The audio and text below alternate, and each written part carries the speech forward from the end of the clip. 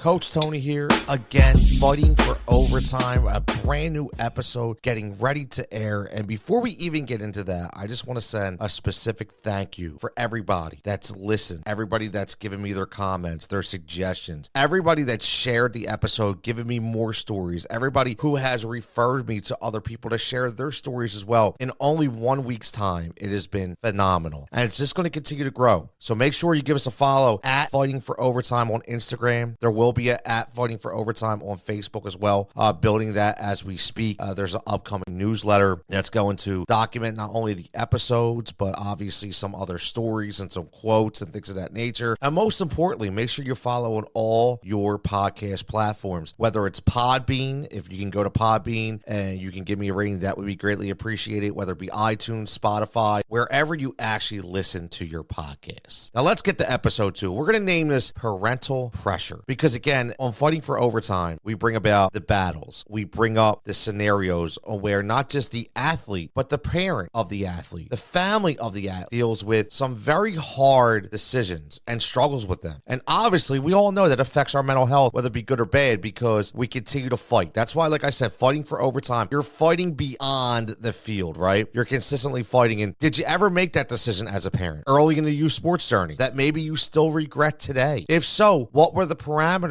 around this decision? These are the questions I was asking myself. And why do you regret it? If you regret it at all, would you go back? Would you change it if you could? This is a huge topic. And I say this all the time because a lot of people deal with it, but the whole parameter around letting kids decide what sports they want to play and at what age you actually have to make that decision is so important. And I remember a lot of people listening, if you're a kid, you have no idea, right? But if you're a middle-aged man or woman and you grew up, whether it be in the inner city, maybe even in the suburbs, you'll recall that sports were never an all year round activity. I know myself, I hopped, right? I played my basketball. Then I got done basketball. I went to baseball. I was done baseball. I went to soccer. So I never had to make that decision and say, I only want to play one sport. I was able to play multiple sports. Now, today, the lucky situation that a lot of the kids have is they can play for like CYO when they're younger. Maybe they can play intramural, right? They do have some options, or I should say they did have some options. Unfortunately, nowadays, I feel like all those options are non-existent. But the reason why I bring this topic up is because, like I tell everybody all the time, these are real heartfelt stories from me, stuff that I've dealt with. Now, just so you know, every episode is not just going to be about me, okay, and my daughter or my son or one of my other sons or one of the kids I coach. It's going to be outside sources, other families, other children, other athletes. I have a whole list of things that I plan to do on this program and this podcast, but it's getting these tests because I think it's important, because if you hear my stories and you can understand and you can relate to what I'm saying, then we can have that connection and you can understand what direction I'm going to put this program into. Now, on episode 1, I talked about the unfortunate decision that was made for me, right? My daughter wanted to play with her friend, and unfortunately she couldn't. And it wasn't because she wasn't given the opportunity. It's just honestly she wasn't good enough at that time for that specific person. But it just kind of spiraled out of control from there, right? She wasn't at that level, which is fine, but the way that the entire situation played out is what really affected her emotionally. Now, this one affects me emotionally. And I'm going to be honest with you. We're going to go back 11, 12 years, and it still affects me to today because I deeply regret it. I'm going to be honest with you. I deeply regret this decision. Now, the crazy thing about this is I'm actually saying this for the first time. This is a pure confession. So I know my daughter follows this program, so she's probably going to listen to this. My wife follows this program. She's probably going to listen to this. And I've never told them this, but this is something I fully regret. Now, when we moved up here, just like I said in the first episode on Fighting for Overtime, I talked about how I wasn't used to the way you had to go about signing up for your sports. Well, moving up here, the number one activity, the number one sport, and I call it a sport because I didn't call it a sport back then, but I really did after I seen how much work went into it, was cheerleading for my daughter. So she was a cheerleader, and she was a damn good cheerleader. And she really busted her ass every chance she got, doing those back handsprings, consistently training at Airborne, a gymnastics company, right? Constantly going there to get the back handsprings, to get the tumbles,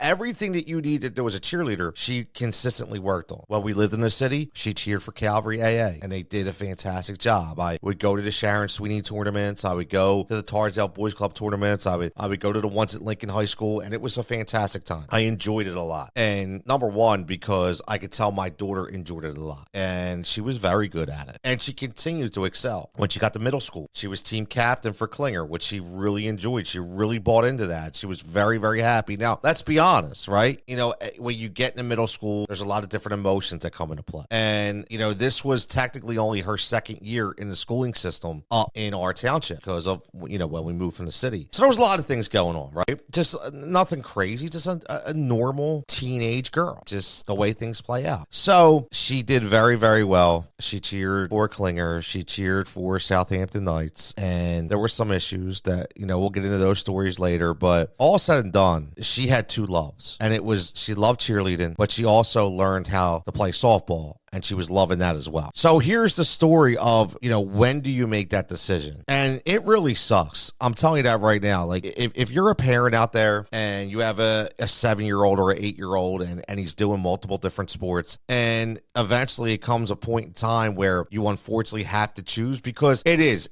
very, very tough to play multiple sports once you get out of middle school. It's extremely tough. I'm being honest. Very, very, very tough. So usually, you know, 7th, 8th grade is where you have to actually start looking at those decisions. Now, depending on what kind of level you play, depending on what kind of team ball you play on, maybe it's possible. But sometimes we have to think more of not just from a time commitment, what about a physicality commitment, right? Eventually, do we want to burn out our kids by doing so much and so many different things? Because you have to remember, you know, everything not only is a year-round sport, but it's a year-round training, right? Training your body and training your mind in order to be that prototypical athlete, depending on whatever sport you're going to play. So at that time, I started to see some sparks. And when I would watch my daughter play, I was like, wow, she's very raw, which I knew, okay? Because again, remember, she didn't start playing softball until she was 9 years old, okay? It wasn't like she just started playing. Like, some of these kids were playing at 5 years. She just started playing at 9. There was no t-ball. There was no nothing for her. It was just a boom, softball, right? So she was raw. But because she hit her growth spurt early in time, she was strong. She had a very strong arm. So, but it was very, very raw. And if she's listening to this right now, she's probably laughing, because it was like, okay, hey, Taylor, you're playing third base. It's either going to go to the first baseman or it's going to wind up in the Klinger parking lot. We had no idea at any time where that ball was going to go. But she worked on it and she trained, and, you know, she did everything she had to do to get to where she was a prototypical third baseman. She got to everywhere she could be to be that utility outfielder. And then she started to develop catching skills, and she really enjoyed it. She's a very tough kid, right? Not many girls want to go up against her anywhere. And I say this wholeheartedly all the time. I tell all my buddies, and I still tell them this right now at this age: if it's 2 a.m. and I'm in a barroom brawl, I am not calling a friend. I'm not calling the police. I'm calling my daughter, because she's going to kick somebody's ass. Okay? So I saw that. I saw that in her. And I knew there was a decision that was going to have to be made. Now, at that time, hear me out on this, and I'm not going to go into detail on this one because this isn't my story, okay? But if certain people want to tell that story, give me permission to tell the story, I 100% will. But there was a lot of issues when it came to the cheerleading scene. A lot of issues. And all I will say is, I will tell this story. And again, this is true tales. So when me and my wife were dating, and she cheered for Archbishop Ryan. And when we were dating, she put in to be a coach. And she was a coach. And she was doing a hell of a job. And then she got pregnant. And the first thing that happened was they told her she was going to be a bad influence on the kids. So they basically booted her off the coaching squad, right?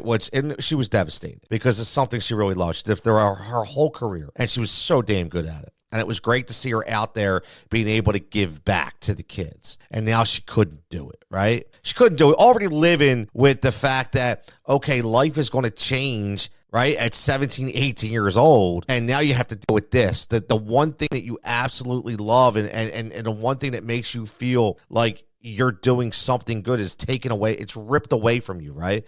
So she already had that unfortunate emotional roller coaster from that perspective. And then we move up into Southampton, and she starts to cheer for Southampton Knights because that's all we know, right? We go Southampton Knights. Now, I'm not going to say any names. Actually, I'll just tell a whole story. I'm not going to get any names, okay? But cheerleading became the same thing as all the other sports I dealt with. A popularity contest, politics. Everything was who you know and who you don't know. If you're on the in crowd, you're good to go. If you're on the outcast, forget about it. Unless your kid's an absolute superstar, nobody knows and nobody cares for what your name is. Now, at that time, they were going through a huge transition period, and my daughter was actually very good. Listen, you're never going to hear me say my daughter was the best. I will never, ever. And not that I don't love her and not that I don't have faith in her. It's just not how I roll, okay? I am very modest, okay? Because guess what?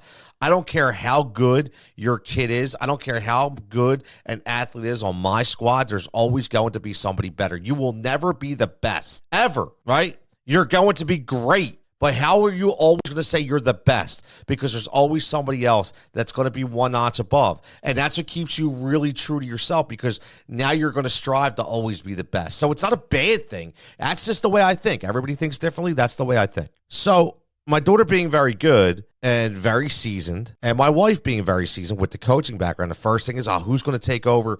Who's going to be the coach? Who's going to be assistant coach? Who's going to be this? Who's going to be that? And now remember, my wife's not a huge party person. My wife's very unknown because we just moved up here. But she's told on no uncertain circumstances that based on her background, and she went to a few board meetings, that she was going to be the coach. So now she's excited. She's extremely excited. My daughter's excited. She's excited. And then, unfortunately, because of circumstances that have to do with politics and popularity, because she didn't like to have a Miller Lite in her hand all the time. Unfortunately, guess who was out? That's right. The coach who was supposed to be the coach no longer was. And it was somebody that was brought in by somebody else because they like to smash Miller Lites together on a weekend. Simple as that. That's what happened, right? And again, listen, it is what it is. Right? It happened. And again, these stories that I tell you, I will swear in a book of Bibles that they are absolutely true. And that's what happened. And that's how it happened. And it sucked. It was terrible. Okay? My wife got sent on an emotional roller coaster. My daughter got sent on an emotional roller coaster.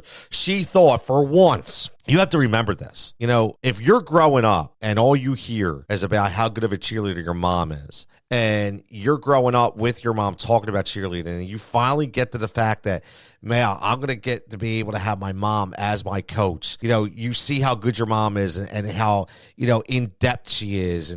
And you understood also the adversity your mom faced when she was pregnant with you 7-8 years ago, and you wanted this for her. And then all of a sudden it gets thrown in your face. And then you have to watch the devastation that unfolds. And you talk about a mental health crisis, that's one right there, caused by politics and pressure. So then here comes the decision. I already have a bad taste in my mouth. I already am extremely pissed off. And I probably let it get to me more than it should have. But now I have to make a decision. So now we're coming to the fact that we're approaching 8th to 9th grade, technically 9th.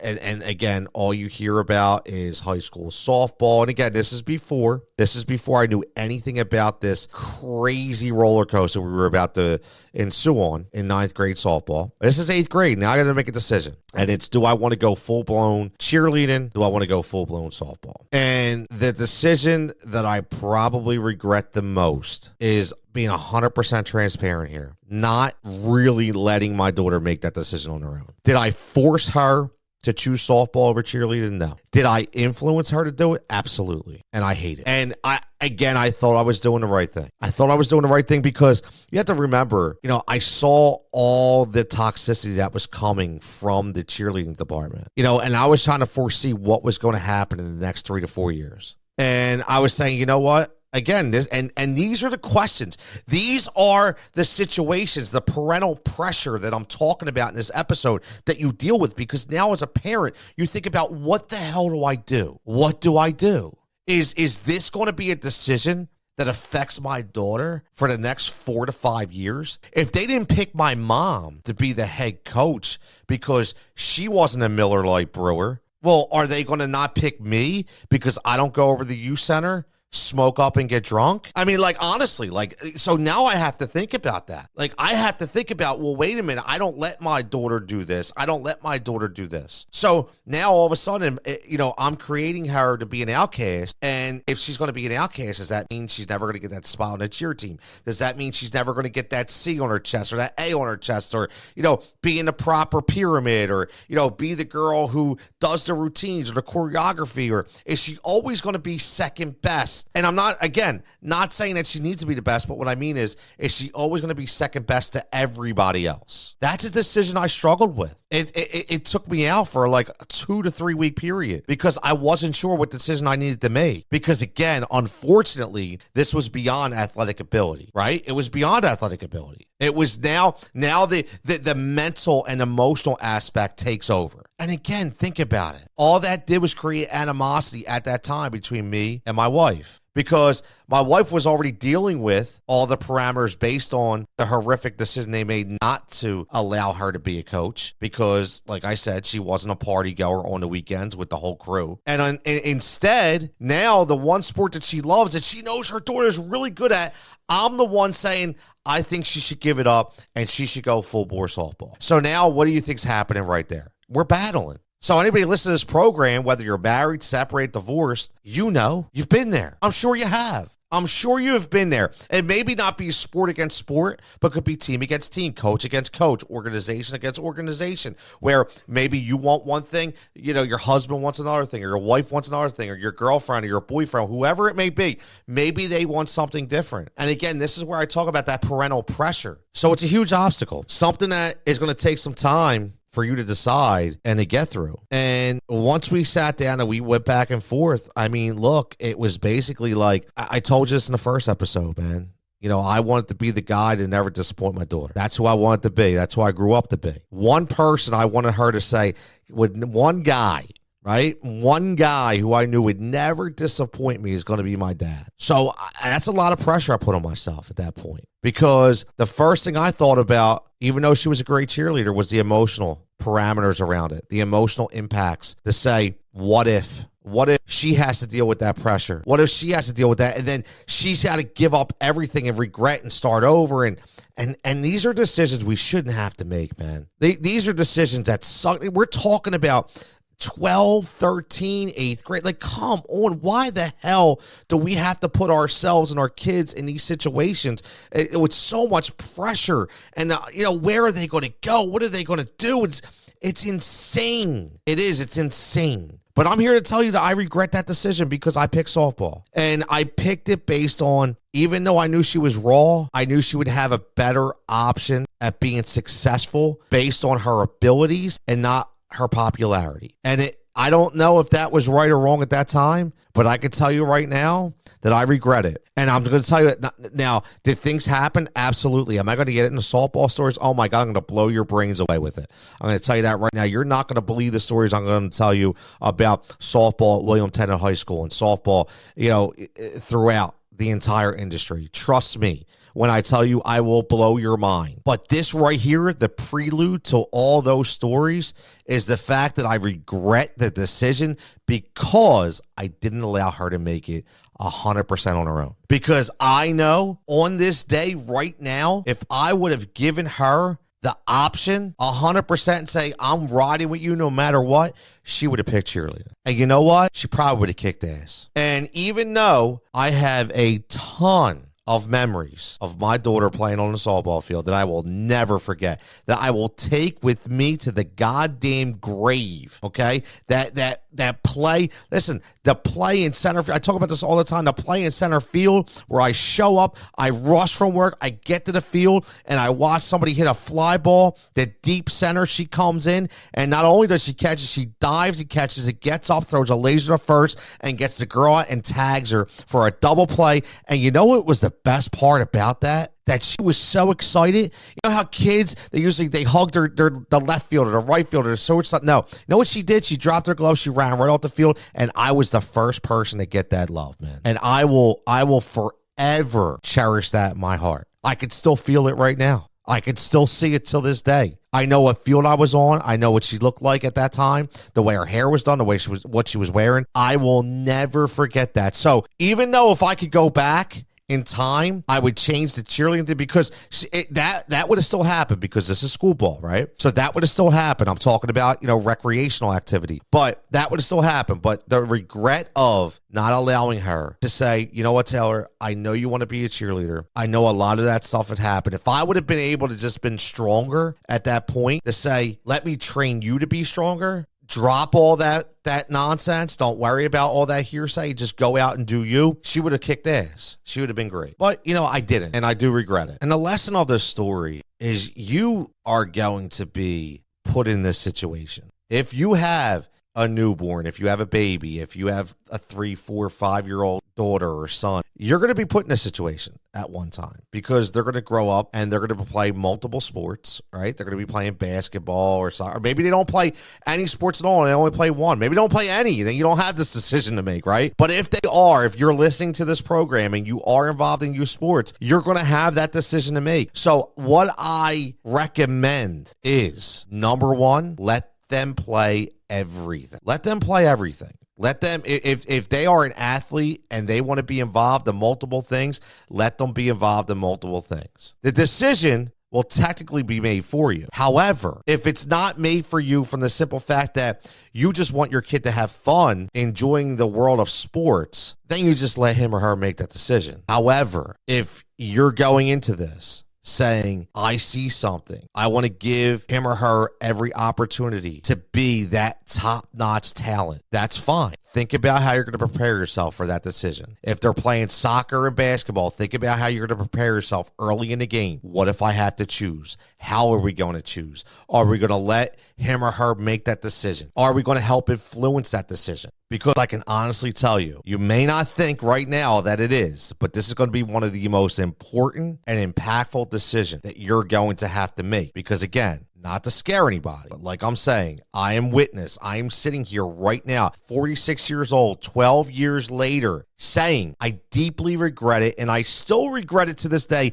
and I wish I had a program like this, or I wish I had somebody to help me through this process. I wish I had somebody to say, what does it look like? What did you do? How, why do you regret it? And that's what this program's all about. That's what Fighting for Overtime is all about. Trying to help. Listen, I am not going to change the past.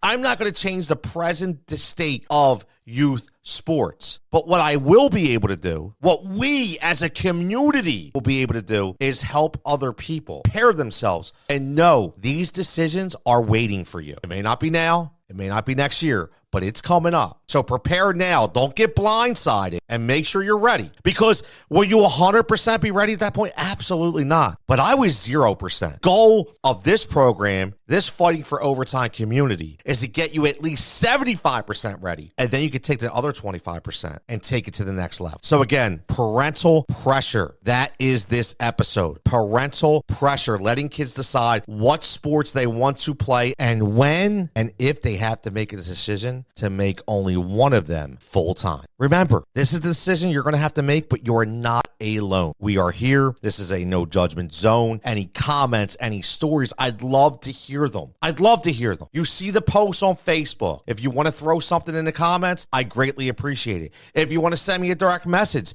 because you want it to be anonymous, I greatly appreciate it. If I can be of any assistance, if you have any questions, let me know. It's what I love to do. I said this before and I say it again. When I went through therapy and my therapist said, what do you want to do next? I said, I want to be an advocate. I want to be able to help people get to a point they never thought was possible. I want to be able to help them make decisions and be confident in their decisions based on hearing the real life experiences of what I've dealt with and what people I know have dealt with as well, to help them be prepared for that next level. And that's what we're doing right here as we fight with you in overtime and continue to address the anxiety and achievements in youth sports.